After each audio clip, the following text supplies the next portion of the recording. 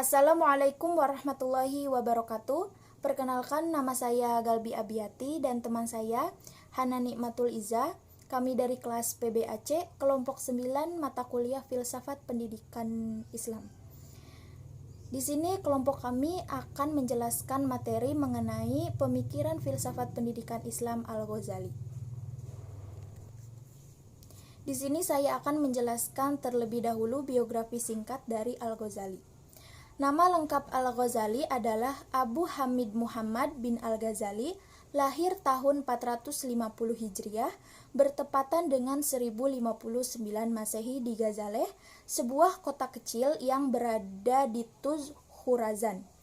Dan Al-Ghazali wafat di Tabsiran wilayah Provinsi Tuz pada tahun 505, tepatnya 1 Desember 1111 Masehi. Semasa hidupnya, Al-Ghazali memulai pendidikannya di wilayah kelahirannya.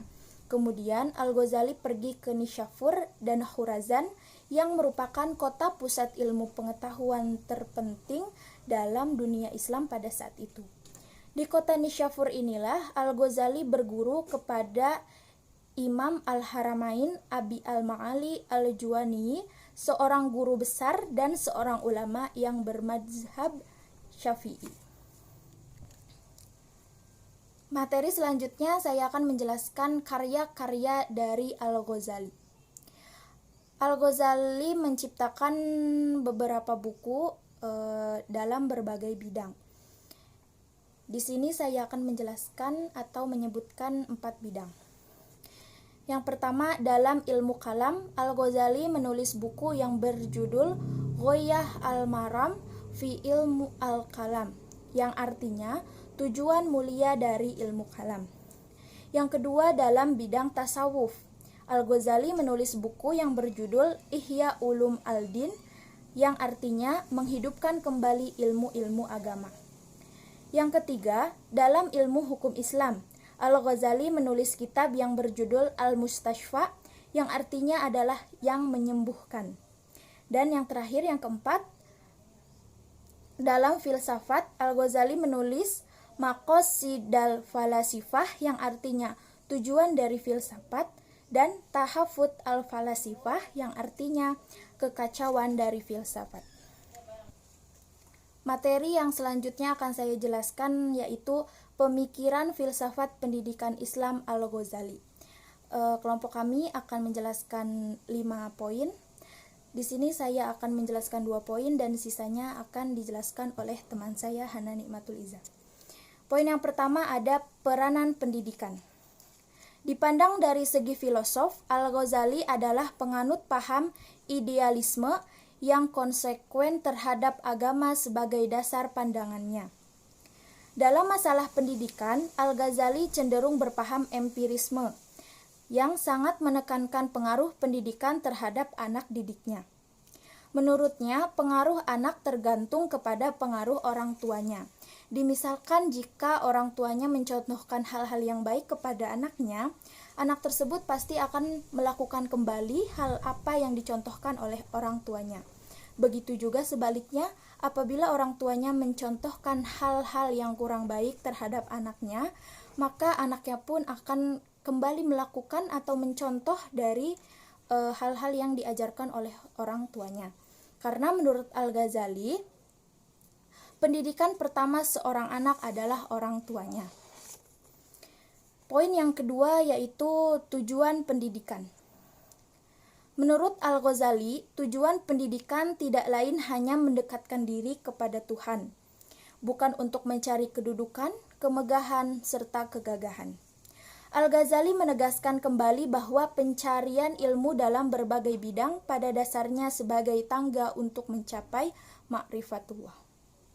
Sekian materi yang dapat saya sampaikan. Saya memohon maaf apabila dalam menjelaskan ada kata-kata yang kurang baik. Poin selanjutnya akan dijelaskan oleh teman saya, Hana Nikmatul Iza. Kepada Hana Nikmatul Iza, saya persilahkan. Sebelumnya saya ucapkan terima kasih. Assalamualaikum warahmatullahi wabarakatuh. Saya Hana Nikmatul Iza akan melanjutkan penjelasan dari T. Galbi. Pendidik. C. Pendidik. Ciri-ciri pendidik yang boleh melaksanakan pendidikan menurut Imam Al-Ghazali. Yang pertama ialah harus mencintai peserta didiknya seperti mencintai anak kandungnya sendiri.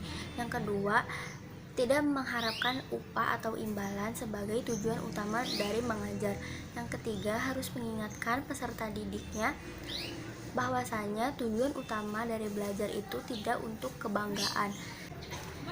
Yang keempat ialah bahwasanya guru sebagai teladan bagi murid-muridnya. Yang kelima, harus memberikan pembelajaran yang sesuai dengan anak didiknya. Yang keenam, harus bisa mengamalkan apa yang diajarinya. Yang ketujuh, harus bisa memahami minat, bakat, dan jiwa anak didiknya. Dan yang terakhir, yang kedelapan ialah harus dapat menanamkan keimanan di dalam pribadi anak didiknya.